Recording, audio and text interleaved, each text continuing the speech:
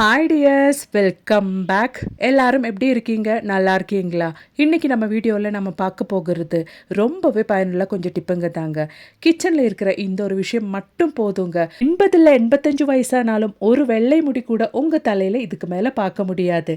எல்லோருமே வீடியோ ஒன்று ஃபுல்லாக ஸ்கிப் பண்ணாமல் பாருங்கள். வீடியோ பிடிச்சிருந்தா மறக்காம ஒன்று லைக் பண்ணுங்கள். நீங்கள் லைக் பண்ணுற டைமில் ஹைப் அப்படின்ற பட்டன் கூட எனேபிள் ஆகும். அதுவும் கூட கொஞ்சம் ப்ரெஸ் பண்ணிட்டீங்கன்னா நிறைய பேருக்கு இந்த ஒரு வீடியோ ரீச் ஆயிரும். அப்போ வாங்க டைம் வேஸ்ட் பண்ணாமல் நேராக வீடியோக்குள்ளே போயிடலாம். அப்போ நமக்கு நம்மளோடது முதல் டிப் ஒன்று பார்த்துடலாங்க. அதுக்காக வேண்டிட்டு பூண்டோட தோல் தான் நான் எடுத்து வச்சுருக்கேன். இந்த பூண்டோட தோலெல்லாம் நம்ம பூண்டு உரிச்சு முடிச்சிட்டோன்னா அது தூக்கி போடுவோம்.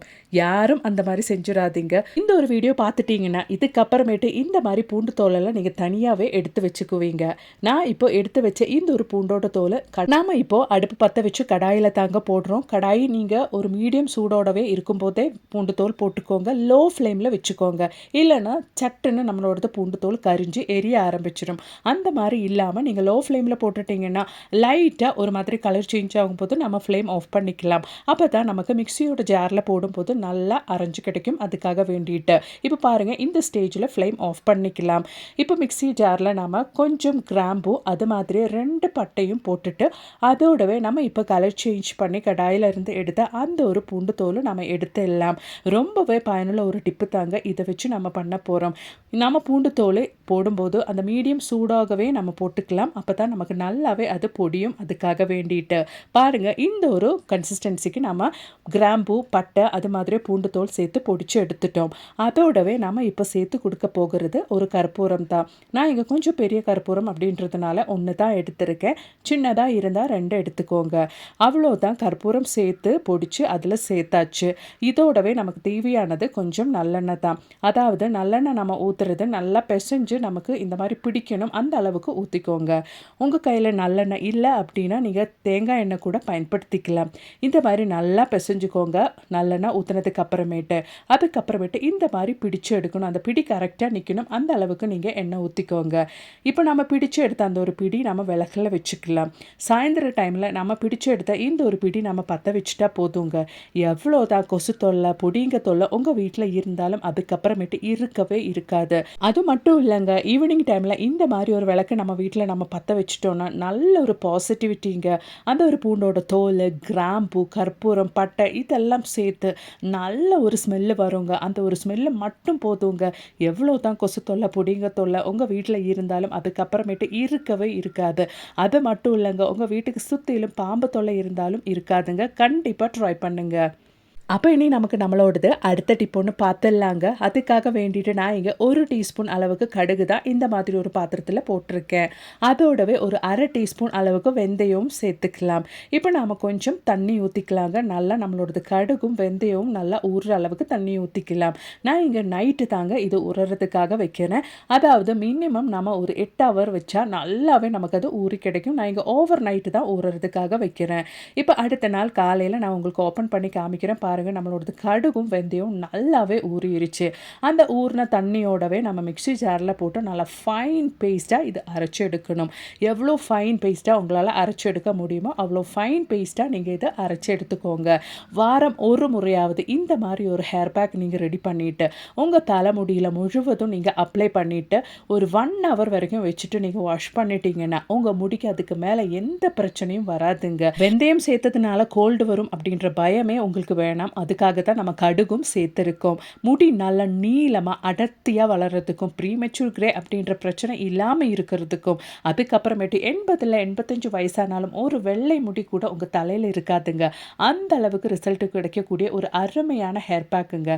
நீங்கள் ஜஸ்ட் ஒன்று கூகுள் பண்ணி பார்த்தாலே இந்த கடுகும் வெந்தயம் சேர்த்து நம்ம பண்ணுற இந்த ஒரு ஹேர் பேக்குக்கு எவ்வளோ பெனிஃபிட்ஸ் இருக்குது நம்ம முடியில் அப்ளை பண்ணும்போது அப்படின்றது உங்களுக்கே தெரிய வரும். கண்டிப்பாக ட்ரை பண்ணுங்கள். பிடிச்சிருந்தா மறக்காம லைக் பண்ணுங்கள் ஃப்ரெண்ட்ஸ். அப்போ இனி நமக்கு நம்மளோட ஹெல்த்தியான ஒரு ரெசிபி பார்த்துடலாங்க. அதுக்காக வேண்டிட்டு 5 பாதாம் 5 முந்திரி நான் சேர்த்துருக்கேன். அதோடவே நம்ம சீட்ஸ் ரிமூவ் பண்ண டேட்ஸ் கூட சேர்த்து கொடுத்துடலாம். டேட்ஸ் போட்டதுக்கு அப்புறமேட்டு நல்ல சூடான பால், அதாவது கொதிக்க கொதிக்க பால் தான் நான் ஊற்றிட்டுருக்கிறேன். அப்போ தான் நமக்கு சீக்கிரமாக நம்மளோட அந்த முந்திரியும் பாதாமும் நல்லா ஊறி கிடைக்கும் அந்த பாலில். அதுக்காக வேண்டிட்டு இப்போ ஒரு 10 நிமிஷம் டைமுக்கு நமக்கு இதெல்லாம் ஊறுறதுக்காக மாற்றி வச்சிடலாம்.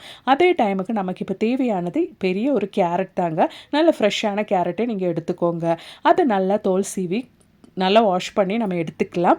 அது நம்ம குக்கரில் போட்டு ஒரு விசிலுக்கு நம்ம வேக வச்சு எடுத்துக்கலாம். கொஞ்சம் தண்ணி ஊற்றினா போதும் நம்மளோட கேரட்டு வேகிற அளவுக்கு. அதுக்கப்புறமேட்டு அந்த தண்ணியும் சேர்த்து தான் நம்ம மிக்ஸி ஜாரில் போட்டு அரைக்க போகிறோம். அதுக்கப்புறமேட்டு நம்ம ஊறுறதுக்காக மாற்றி வச்சுருந்த டேட்ஸு, பாதாம், முந்திரி இதெல்லாம் பாலோடவே நம்ம சேர்த்து மிக்ஸி ஜாரில் போட்டுடலாம். இப்போ நம்ம இதில் டேட்ஸ் அது மாதிரி கொஞ்சம் இனிப்பு இருக்கிற கேரட் அப்படின்றதுனாலே எக்ஸ்ட்ரா இனிப்பு தேவைப்படாது. அப்படி இருந்தாலும் கொஞ்சம் எக்ஸ்ட்ரா இனிப்பு தேவைப்படுறவங்களுக்கு ஒரு 1/2 டீஸ்பூன் அளவுக்கு வெல்லம் பிடிச்சது கூட நம்ம சேர்த்துக்கலாம். அவ்வளோதான். இப்போ நல்லா ஃபைன் பேஸ்ட்டாக நம்ம அரைச்சி எடுத்துடலாம். நான் அரைக்கும்போது கொஞ்சம் கூட பால் நான் சேர்த்துருந்தேன். உங்களுக்கு எவ்வளோ கன்சிஸ்டன்சிக்கு இந்த ஒரு ஷேக்கு ரெடி பண்ணணுமோ அதுக்கு தகுந்த மாதிரி நீங்கள் பால் ஊற்றி அடித்து எடுத்துக்கலாம். அவ்வளோ தாங்க. ரொம்பவே ஹெல்த்தியான ஒரு ஷேக்கு நம்ம இங்கே ரெடி பண்ணிட்டோம். இந்த மாதிரி ஒரு ஷேக் நம்ம ரெகுலராக எடுத்துகிட்டு வந்தோன்னா அனிமிக்காக இருக்கிறவங்களுக்கு நல்லாவே ரத்தம் சேருங்க. அது மட்டும் இல்லைங்க, நல்ல ஒரு நோய் எதிர்ப்பு சக்தியையும் உடம்புக்கு கொடுக்கும். அனிமிக்காக இருக்கிறவங்களுக்கு டாக்டர்ஸ் ரெக்கமெண்ட் பண்ணுற ஒரு அருமையான ஹெல்த்தியான ஷேக் தாங்க இது நிறைய பேருக்கு தெரியும். தெரியாதவங்களுக்கு வேண்டி தான் நான் இங்கே ஷேர் பண்ணேன். அப்போ இனி நமக்கு நம்மளோடது அடுத்த டிப்பு பார்த்துடலாங்க. அதுக்காக வேண்டிட்டு நான் இங்கே 1/2 டீஸ்பூன் அளவுக்கு சேர்த்துருக்கிறது பட்டை பொடிச்சது தாங்க. அதாவது சின்னமன் தூள் தான் சேர்த்துருக்கேன். அதோடவே நாம் இப்போ சேர்த்து கொடுக்க போகிறது கரிசலாங்கண்ணி இலை நல்லா வெயிலில் காய வச்சு பொடிச்சு எடுத்து தாங்க. அது ஒரு 1/4 டீஸ்பூன் அளவுக்கு சேர்த்துக்கலாம். இப்போ நமக்கு தேவையானது ஒரு பெரிய கிளாஸ் அளவுக்கு தண்ணி தான். அது ஊற்றி நம்ம நல்லா ஒன்று கொதிக்க வைக்க போகிறோம்.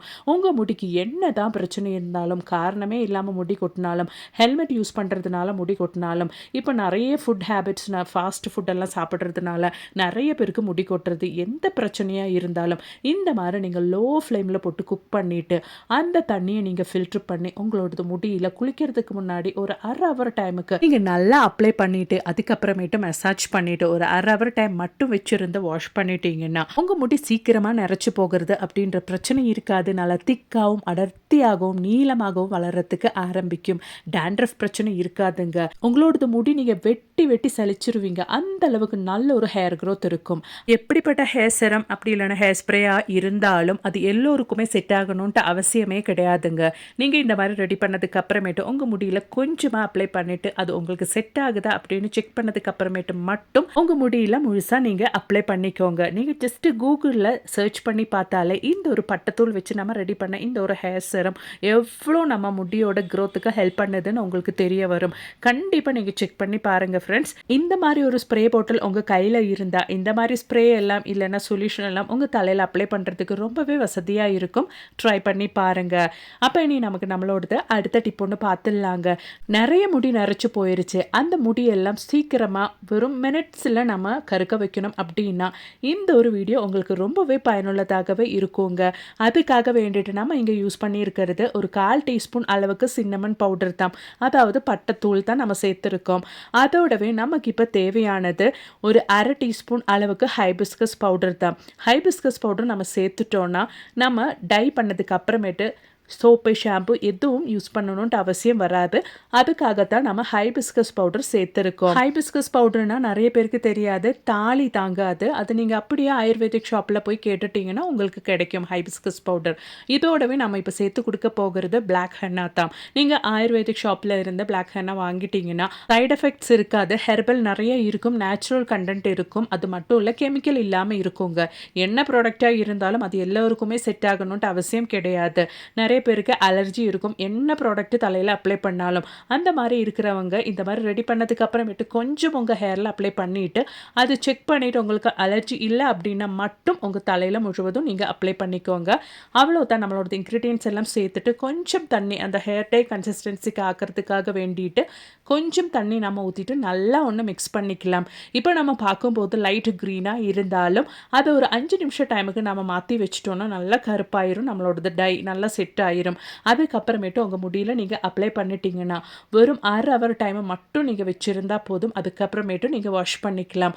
இந்த ஒரு மெத்தட்ல தான் நீங்க ஹேர் பண்றீங்க அப்படின்னா, அந்த ஒரு கலர் உங்களுக்கு ரொம்ப நாளைக்கு நீடிக்குங்க. அது மட்டும் இல்ல, அதுக்கப்புறமேட்டு உங்க முடி கிராஜுவலா, நேச்சுரலா ரூட்ல இருந்து கருப்பாகறதுக்கு ஆரம்பிக்கும். பாருங்க, ஒரு 5 நிமிஷம் கழிச்சு நம்மளோட ஹேர் டை நல்லாவே கருப்பாயிருச்சு. இப்ப நம்ம நம்மளோடது வெள்ள முடியில அப்ளை பண்ணிக்கலாம். அவ்வளோதான். 1/2 ஹவர் டைம் முடிச்சதுக்கு அப்புறமேட்டு நம்ம வாஷ் பண்ணிக்கலாங்க. இதுல ஹைபிஸ்கஸ் பவுடர் நம்ம சேர்த்திருக்கிறதுனால, நீங்க வாஷ் பண்ணும்போது சோப்பு, ஷாம்பு எதுவும் யூஸ் பண்ணணுன்ட்டு அவசியம் கிடையாது. ட்ரை பண்ணி பாருங்க ஃப்ரெண்ட்ஸ். பிடிச்சிருந்தா மறக்காம ஒண்ணு லைக் பண்ணுங்க. அது மட்டும் இல்லங்க, நல்ல நெறைய வீடியோஸ் நான் என் சேனல்ல ஆட் பண்ணியிருக்கேன். நீங்க அது கூட கொஞ்சம் செக் பண்ணி பாருங்க. தேங்க்ஸ் ஃபார் வாட்சிங்.